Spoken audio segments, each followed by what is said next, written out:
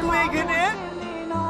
তুই সত্যি করে একটা কথা বলতো, কি হয়েছে তোর? ওই কিছু না, এমনি। তুই যা। তোকে আমার দিদি সত্যি করে বল না ঠিক আছে কেন? তোকে মনে মনে আমি অনেক ভালোবাসি।